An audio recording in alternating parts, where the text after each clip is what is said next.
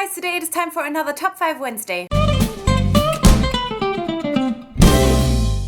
Today's topic are your favorite polarizing books, and honestly this wasn't the easiest topic for me because I do read a lot of books that are not very polarizing, that just a lot of people like, but there are definitely a few that I feel like are polarizing in general, and I just kind of checked the average Goodreads rating for a few books to kind of see if they maybe had a kind of lower rating to find a few of the books that I really love that might be considered polarizing. I have not ranked these and I'm just gonna get into it. So first I want to mention the Fifth Wave trilogy by Rick Yancey. The first book I think was overall a pretty popular book, whereas I personally didn't enjoy it as much, but especially the second book was very, very polarizing. Many people did not enjoy that one, and there were other few people like me who really loved that one, just as the final book, The Last Star.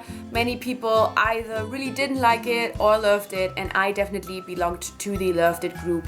I, as I said, didn't enjoy the first book too much, but I ended up really enjoying the trilogy overall because I thought the second and first book were really worth it. And I feel like if, like me, you didn't enjoy this first book as much as many other people, give the second book a shot. Then we have Match by Ali Condi. This is the first book in a YA dystopian trilogy, and while I really didn't enjoy the second book and I'm still kind of putting off the third book even though I kind of want to finish it, I have to say I found the first book really enjoyable.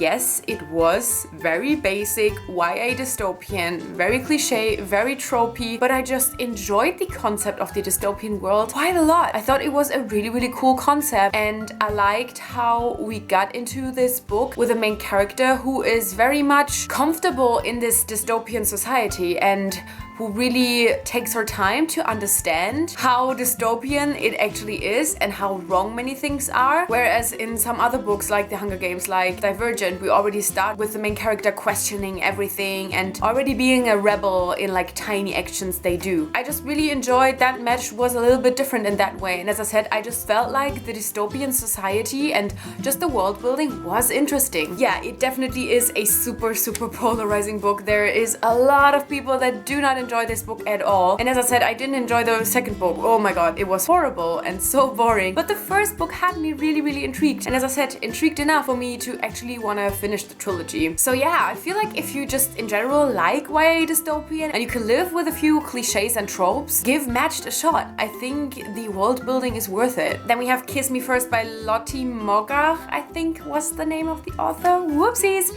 This overall isn't the most popular book, just in general, like not too many people have heard of it, not too many people have read it, and of the people that have read it, a lot of people didn't really enjoy it, and I went to it with super low expectations because I had already heard so many not so great things about it at that point, but I ended up really liking it.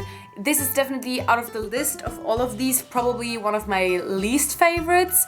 I think it still only had like a 3.5 rating, but this is just another one that I would overall definitely recommend because it is a super unique concept. I don't even want to go into the details of what it really is about, but I was just really hooked on the whole story and where it went because I felt like it was a super interesting concept and I really enjoyed reading about it. I really think that this story had a lot of potential. Yes, it could have been executed a lot better, but as a concept overall, I definitely found it intriguing and enjoyable, and I'm kind of sad that it is so polarizing and that there's not more people who kind of support it because I do feel like it's kind of a cool book. Then we have Never Never by Brianna Schramm, and this is one of my favorite books of all time, my favorite book of 2015. I loved every single page of this, and I guess I still understand why it is polarizing. It is a Peter Pan retelling, so I think it already depends how you go into the story and how much you expect for it to connect with the original.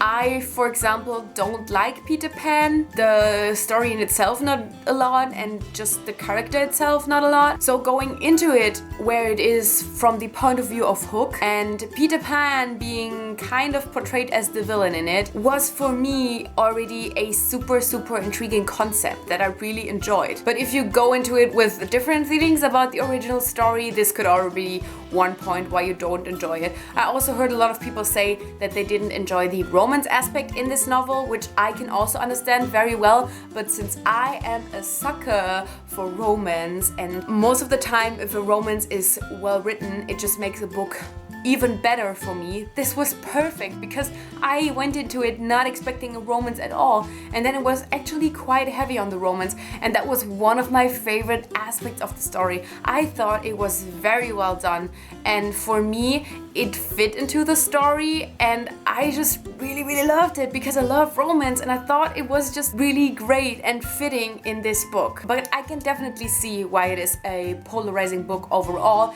I feel like there's many things and themes that some people won't enjoy and some other people will enjoy quite a lot, and so this is still one of the books that I will really highly recommend if you can go into it with kind of not thinking too much about the original. Obviously it is a very close retelling, just that it is from another point of view, so obviously you can't be like, oh, I'm not gonna think too much of Peter Pan, because like it is the story of Peter Pan, just from a different point of view, kind of. I think you just kind of have to step away from general expectations and also just think that there is gonna be a romance in it, and I think then you're definitely going into it with the best kind of expectations and thoughts that you can have.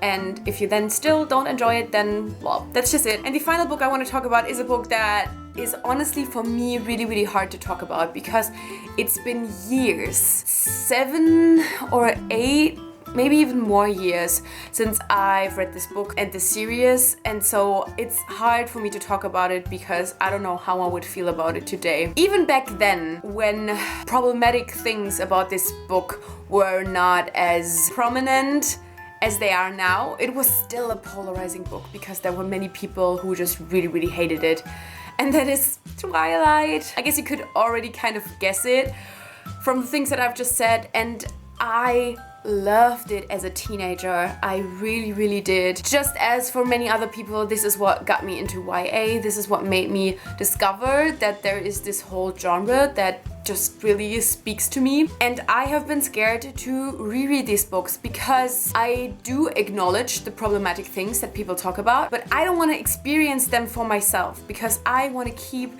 these happy, beautiful, great memories. In general, I am honestly a very kind of oblivious reader. I often don't even notice problematic things, so there even is a chance that I would reread these books and still love them because I'm just so oblivious to problematic things, even though I know them. I know all of these things and I listen to people talking about them, but when it comes to my personal enjoyment, I might probably still be like, this is the most enjoyable thing ever, I love it, and I don't want to have the situation. I really don't. So I'm just kind of ignoring these books, having my great nostalgic teenage feelings about it, and I think that's fine. I think there's no need for me to reread these. There's no need for me to change my enjoyable opinion of it if I still am able to acknowledge the problematic things that other people talk about. So yeah, but this is probably would be the number one if I had an actual ranking. I guess Twilight is one of the most polarizing books that are out there, and as I said, I am not here to support any of the problematic things. I'm just here to support my teenage self being in love with these books and these books making me the reader that I am today. So these were my favorite polarizing books. Let me know some of your favorite polarizing books. I wouldn't be surprised if some of you had Twilight on their list as well. And yeah, thank you so much for watching. I guess I'll see you soon. Bye!